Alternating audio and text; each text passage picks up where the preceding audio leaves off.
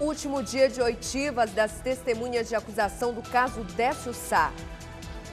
O delegado Pedro Meirelles deve explicar a relação dele com a quadrilha de agiotas. PEC 37, que impede o Ministério Público de fazer investigações criminais, é discutida em audiência com a Comissão de Direitos Humanos e Minorias da Assembleia Legislativa. Estudantes da UFMA continuam ocupando a reitoria. A liminar para a reintegração de posse na universidade deve acontecer hoje à tarde. Estas e outras notícias agora no Guará News.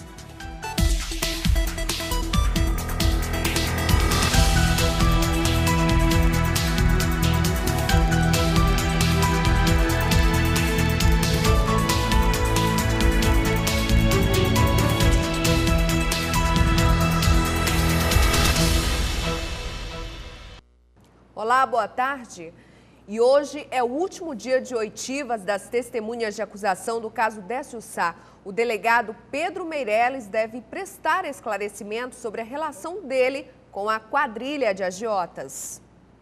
O delegado da Superintendência de Investigação Criminal, Luiz Jorge Santos Matos, foi uma das 11 testemunhas de acusação arroladas pelo Ministério Público para as oitivas de hoje. Ele trabalha na divisão de roubo a banco da SEIC, onde estavam lotados os policiais Alcides Nunes da Silva e Joel Durães Medeiros, acusados de envolvimento na trama que assassinou o jornalista Décio Sá em 23 de abril do ano passado. O delegado acredita que os dois não têm nenhuma participação no crime. Foram policiais que trabalharam muitos anos comigo, sempre foram bons policiais, eu nunca soube de nenhum deslize que eles tenham cometido e, para mim e para a maior parte da polícia, causou certa surpresa o nome deles ter sido envolvido nisso. O delegado federal Pedro Meirelles foi o primeiro a chegar no último dia de oitivas das testemunhas de acusação. Ele não quis falar com a imprensa. O questionamento de todos, no entanto, é porque o delegado federal foi arrolado pelo Ministério Público como testemunha de acusação se ele é investigado por envolvimento no grupo liderado pelo empresário Glaucio Alencar. O delegado Pedro Meirelles é apontado pelo ex-prefeito de Serrano do Maranhão, Wagner Pereira, juntamente com o grupo de Glaucio Alencar, de terem feito uma armação para prendê-lo e afastá-lo da prefeitura. O ex-prefeito chegou acompanhado do advogado e não quis falar com a imprensa. Poderia dar uma palavrinha com a gente? Após os depoimentos, ele dá os esclarecimentos, tá ok? O promotor de justiça, Luiz Carlos Correia Duarte, não quis falar com a imprensa nesta manhã. Alguns advogados de defesa dos acusados fizeram um balanço sobre essa primeira semana de oitivas. Não foi o Fábio, o irmão já disse isso na fase da polícia, vai dizer hoje e vai confirmar como que a testemunha disse, mas não que foi ele. Adriano esteve lá e totalmente independente desse dia lá que ela falou que o Bochecha estava lá. E o que está se vendo é que a fase de inquérito policial não está se confirmando agora. Os detentos que fizeram greve de fome em protesto entraram em acordo com a Secretaria de Justiça e Administração Penitenciária e encerrou a manifestação. Os presos reivindicam melhorias dentro do presídio, como alimentação e extensão do tempo de visitas. A greve de fome teve início após a Secretaria de Justiça e Administração Penitenciária transferir mais de 170 presos do Centro de Detenção Provisória para o Presídio São Luís II. A princípio eles vieram, esse bloco do PSL2 vieram do CDP, que encontrava-se na rotina aberta, em razão das grades que estavam todas quebradas, e estão quebradas e nós estamos entrando em reforma, e foram para uma unidade fechada. E com isso não puderam entrar com alguns materiais que foram barrados pela segurança interna prisional. E aí, pelo movimento de reivindicar esse material, a volta desse material, a entrada desse material, eles utilizaram como meta a greve de fome, objetivando a possibilidade de haver essa concessão. Após 48 horas de greve de fome, os detentos resolveram pôr fim ao protesto na noite de ontem, sob a ressalva de ter algumas das reivindicações atendidas pela CEJAP. Comidas enlatadas, ela passaria a entrar, mas não enlatado, abria-se lá fora as latas, abriciam as latas lá fora e entrava apenas em natura. Um exemplo tipo sandália havaiana, que é o básico, alguns itens de alimentação em especial. E a questão da visita também, com relação à questão da mudança de horário de visita, mas sem estender, para não evitar uma injustiça com outros presídios e outros penitenciários. Entre as reivindicações não atendidas está a instalação de fogões elétricos para que os próprios presos pudessem fazer as suas comidas. A greve de fome realizada no presídio São Luís II revela histórias como a de Dona Diana, cujo marido está preso há 2 meses sob acusação de associação ao tráfico de drogas. Com medo de sofrer represálias, ela prefere não ser identificada. Dona Diana, como é a situação do seu marido lá no presídio São Luís II? Olha, primeiramente ele estava preso no CDP, entendeu? Então teve uma transferência e todos do pavilhão foi transferido para o presídio São Luís II. Então, depois que ele foi transferido para lá, teve umas modificações a respeito da alimentação, que eles diminuíram a quantidade, porque, até mesmo porque a gente leva alimentos não só para a pessoa da nossa família, mas para outros que não recebem visita, entendeu? Segundo o secretário, esses problemas já estão previstos na rotina penitenciária e é um dos grandes desafios da gestão pública em nosso estado. Olha, superlotação é inevitável, a falta de capacitação contínua dos servidores penitenciários é outra questão muito séria. A questão dos vícios penitenciários estarem muito presentes, que termina ocasionando motins, rebelião, mortes. Já estão acontecendo as audiências de conciliação entre a CAEMA e os consumidores. A companhia buscou a justiça para resolver impasses com os clientes. As audiências são oportunidades para a solução de problemas por meio de acordos entre as partes envolvidas. Há aproximadamente 1 ano, esta funcionária pública tentava resolver o problema do consumo da água que estava causando prejuízos, pois era contabilizado errado. No mês passado, ela entrou com uma ação contra a CAEMA. Mas antes que a ação tramitasse na Justiça, Gisele conseguiu um acordo com a companhia e saiu satisfeita. Com essa oportunidade dos centros de conciliação, tanto eu ganhei quanto a CAEMA, eu vou desistir da ação, tendo em vista que o meu problema aqui foi solucionado, Benefício para o consumidor, vantagem também para a empresa. Com certeza, nós estamos tentando conciliar, tirar esses consumidores que estão com essa demanda em juizados, como ela falou, com uma demora muito grande, e também tentando tirar eles das residências, aquelas pessoas que têm esses débitos antigos. Até o próximo dia 13, estão agendadas 73 audiências no Centro Judiciário de Solução de Conflitos e Cidadania do Tribunal de Justiça do Estado, que funciona no Fórum Desembargador José Sarney. O objetivo é solucionar impasses judiciais entre consumidores e a Companhia de Saneamento Ambiental do Maranhão, CAEMA. A pauta específica é uma oportunidade que o Judiciário abre para as empresas ou entidades que possuem um significativo volume de demandas e que manifestam antecipadamente o interesse de resolver essas questões pela via da conciliação. Quem quiser fazer acordos com a CAEMA ou qualquer outra empresa, basta entrar em contato com o Telejudiciário no 0800 707 1581 ou ainda pelo site do Tribunal de Justiça www.tjma.jus.br. A seguir, liminar da Justiça que determina a reintegração de posse da reitoria da UFMA está prevista para ser cumprida hoje à tarde. Os estudantes continuam ocupando o prédio.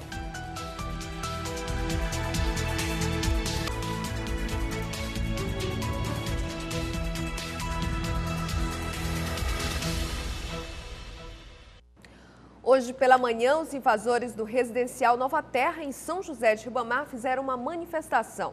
Eles pedem para que seja discutido uma forma deles poderem ficar com as casas. Os invasores já foram notificados para desocuparem o local. Com faixas e cartazes, centenas de pessoas se reuniram em protesto pela moradia digna no residencial Nova Terra, que reúne 4.000 casas em uma área de quase 1 milhão de metros quadrados no município de São José de Ribamar. E faz parte do programa Minha Casa Minha Vida. Há pouco mais de um mês, 2.000 unidades foram invadidas por famílias que moram de aluguel e alegam não ter para onde ir. Nós não esperávamos, mas está acontecendo, porque nós acreditamos que essa vitória é nossa, que nós vamos vencer. Eu morava de aluguel, eu tenho 2 filhas pequenas e o que acontece aqui é que tem muita gente que foram sorteados que são da polícia. Minha tia foi sorteada, tem casa, tem carro, não tem necessidade e muitos querem para passar. Você pode olhar no jornal que estão passando por 15 mil, 25 mil reais. E a gente está precisando da casa, a gente quer ficar, a gente quer negociar, a gente não quer nada de graça. Os moradores irregulares já foram convocados pela Polícia Federal para prestar esclarecimentos sobre a invasão. Nós fomos contactados pela Polícia Federal para fazer uma reunião, os presidentes da associação, o vice-presidente, eu vou acompanhar como advogado, para nós conversarmos sobre a situação do Nova Terra, entendeu? Então o que acontece? Há todo um cuidado, ao que parece, em fazer a desocupação o mais rapidamente possível. Talvez, certo? Para de alguma forma deixar de também tratar das causas. Nós vamos só cuidar das consequências. Mesmo depois de uma reunião com a Defensoria Pública da União, que está intermediando as negociações com os estudantes da UFMA, os alunos decidiram permanecer ocupando a reitoria da universidade. Cerca de 40 alunos estão no prédio sem água, luz e internet. Com faixas, cartazes e palavras de ordem sob luz de velas, os estudantes da Universidade Federal do Maranhão deram continuidade à ocupação do prédio da reitoria. Durante o início da noite, os cerca de 30 estudantes que continuam na parte interna do prédio tiveram uma reunião com o Defensor Público da União, que está intermediando as negociações. O Defensor Público ele veio para cá para dar algumas orientações para a gente, né? Ele não foi a primeira vez que ele veio aqui agora.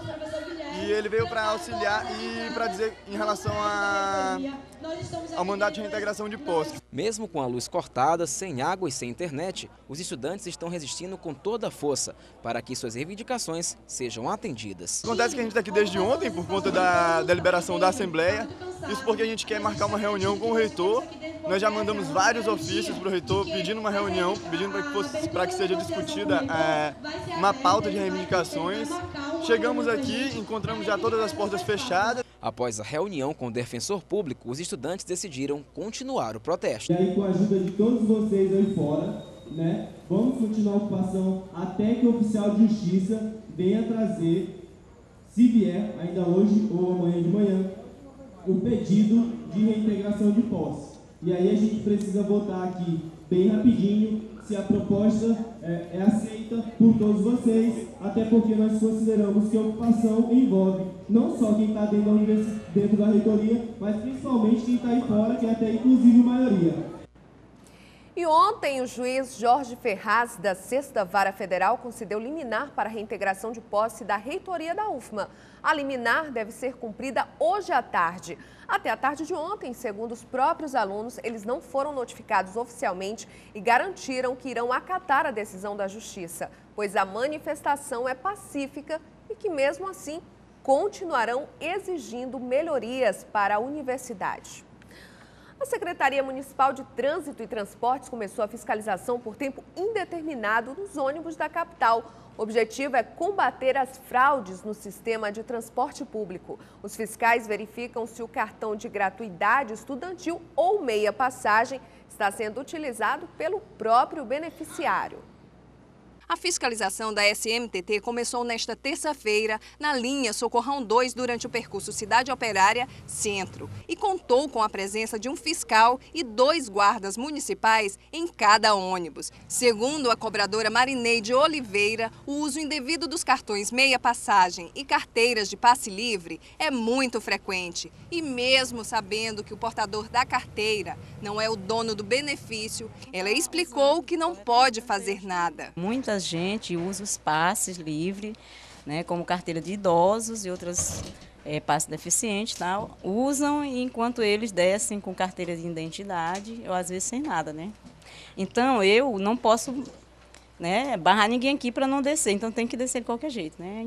O uso indevido é tão frequente que a nossa equipe registrou 2 flagrantes poucos minutos depois que embarcamos no ônibus. Este motorista aprovou a fiscalização e afirmou que a iniciativa ajuda a evitar tragédias como a que aconteceu no ano passado. Vai inibir muitas pessoas que fazem uso do passe livre indevido, entendeu? Inclusive, ano passado nós tivemos nosso parceiro da empresa Taguatu, que foi assassinado em virtude dele ter pedido o passe livre e a pessoa que estava usando não era de direito e ele foi assassinado em virtude disso. A Secretaria Municipal de Trânsito e Transporte informou que a fiscalização vai ser realizada em todos os ônibus coletivos da cidade e também que não há tempo determinado para acabar. Os passageiros também aprovaram a iniciativa. Eu acho que o passe livre deve ser usado àqueles que realmente merecem, que têm direito.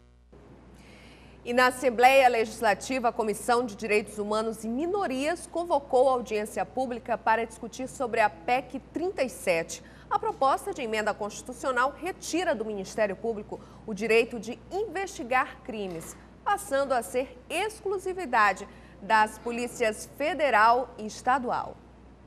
As discussões sobre a votação da PEC 37 continuam no Maranhão. Dessa vez, a audiência pública foi solicitada pela presidente da Comissão de Direitos Humanos e Minorias, a deputada estadual Elisiane Gama. Olha, a Assembleia precisa dar a sua contribuição para esse debate no Brasil, né? Um debate acerca da segurança, não é? Acerca da investigação criminal no Brasil e, naturalmente, que o Poder Legislativo do Maranhão deveria dar a sua contribuição. A votação da PEC 37 traz duas vertentes. A do Ministério Público, que é contra a aprovação, que dá aos policiais federal e estaduais o poder exclusivo de investigar crimes, impedindo o Ministério Público, Receita Federal e Tribunal de Contas de também investigar. Todos serão prejudicados. É um retrocesso, é tornar inviável a nossa Constituição, é trazer à baila a nossa época, da nossa ditadura. Entendemos que ela não vem contribuir em nada para a transparência das investigações. O que nós defendemos, sim, é parceria, fortalecimento da polícia, estrutura melhor para que possamos realmente ter efetividade nas investigações. Por outro lado, há as forças de polícia judiciária, que alegam que a função de investigar crimes não seria uma atribuição do Ministério Público. A PEC 37 representa um retorno ao eixo constitucional, tendo em vista que vários membros do Ministério Público estavam fazendo investigações criminais autônomas, sem a participação da Polícia Judiciária, que levou essa questão até o Supremo. Diante das divergências, já cogitam a possibilidade de um plebiscito para consultar a opinião pública. Temos que acordar que está em perigo é o Estado Democrático, isso é nossa liberdade. Essa liberdade você está me fazendo pergunta, eu estou respondendo aqui tranquilamente. É isso que está por trás. E os delegados com uma ideia corporativista estão sendo conduzidos sem ter enxergar isso. Na minha fala ali eu disse, vamos tirar as vestes, vamos limpar a vista, vamos raciocinar. Não é assim que se consegue melhorar este país. No próximo bloco, veja no quadro Mercado de Trabalho, o registro profissional pode ser feito pela internet.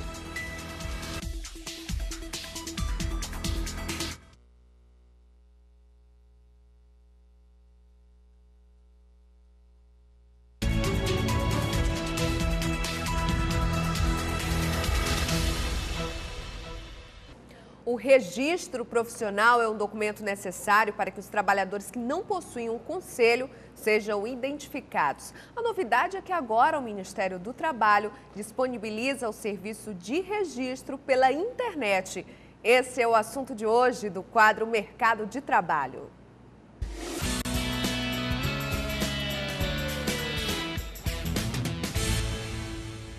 Trabalhadores que não possuem conselho de classe, como jornalistas, publicitários, artistas, lavadores e guardadores de carros, mesmo tendo a profissão regulamentada, precisam do registro profissional para atuarem no mercado de trabalho. O registro é condição indispensável ao exercício da profissão, pois tem o objetivo de organizar e identificar os profissionais. Para facilitar o registro, o Ministério do Trabalho disponibiliza um novo serviço, o registro por meio da internet. Desde o fim de abril, que o site do Ministério vem recebendo solicitações. Aquele que requer o registro, ele acessa a internet, ali ele coloca todas as informações dele, pessoais, e coloca ali qual o tipo de registro que ele está requerendo junto ao Ministério do Trabalho, né? E depois ele manda os originais e eu entrego os originais aqui no Ministério do Trabalho. Isso facilita a vida dele, porque vai ser muito rápido o atendimento dele aqui no Ministério do Trabalho. Ele ganha tempo. Raul Pereira tem 54 anos e há 40 atua como guardador de carros. Com crachá no peito, ele diz que já fez cursos de capacitação, mas não tem o registro. Para ele, a novidade vem em boa hora. Uma boa ideia. A gente tem que fazer isso, né? Porque, afinal de contas, a gente pensa no futuro e o futuro é esse, né? Mesmo atuando em uma profissão que não exige muitas qualificações e reconhecendo que tem pouco estudo, este guardador de carros dá uma lição. Diz que é bom trabalhar dentro da lei e que é sempre bom pensar no futuro. A gente adoece, aí não tem de onde tirar. Tu já pagando teu INSS, tu já pode ficar encostado, recebendo, tu já tem de onde tirar. Aí não contribuindo, aí de onde vai tirar? Que a renda da gente, a gente ganha daqui. Aí vai ficar difícil, né? Atualmente, o Ministério do Trabalho e Emprego concede registro profissional a 14 categorias. Com o registro pela internet, o tempo de espera cai, além do trabalhador poder acompanhar online todo o processo. Ele tem um prazo de 30 dias para apresentar a documentação no Ministério do Trabalho e daí o Ministério do Trabalho tem 10 dias para conceder o registro profissional, desde que a documentação apresentada esteja correta. O procedimento de solicitação do registro profissional compreende 6 passos. Preenchimento dos dados pessoais. Seleção da categoria profissional e dos documentos de capacitação, resumo para a conferência dos dados informados, transmissão da solicitação, impressão da solicitação e protocolo dos documentos. O Dia das Mães está chegando e ainda tem gente indo às compras. Na hora da escolha do presente, a preferência delas é considerada, mas a surpresa dos filhos é justamente no preço. E se não fossem os impostos, os presentes sairiam bem mais em conta.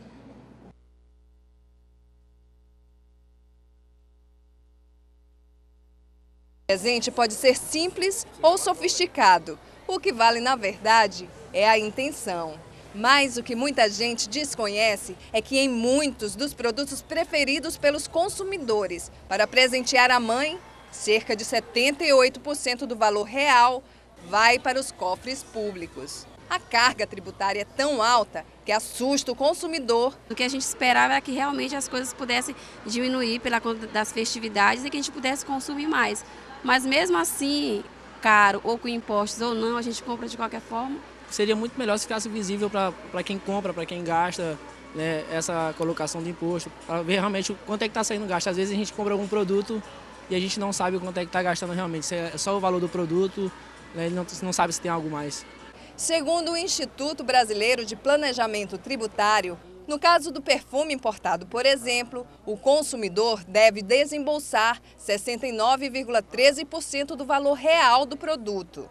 Se for maquiagem, o percentual é de 51,4%. Se preferir uma joia, a carga tributária é de 50,44%. A gente deveria reivindicar protesto, eu já fiz vários, de outros motivos, né, produtos, mas até agora nada, né? E para quem quiser homenagear a mamãe de uma maneira diferente, a dica é um tratamento de beleza. As mulheres de São Luís, do Maranhão, estão muito vaidosas e nós estamos oferecendo aqui pacotes promocionais com 50%, né, de desconto e você pode vir nos prestigiar, nós temos serviços gratuitos no local. E a gente fica por aqui. Outras notícias no Maranhão acontecem às 15h45 da noite. E o Guará News volta amanhã, ao meio-dia. Uma excelente tarde para você.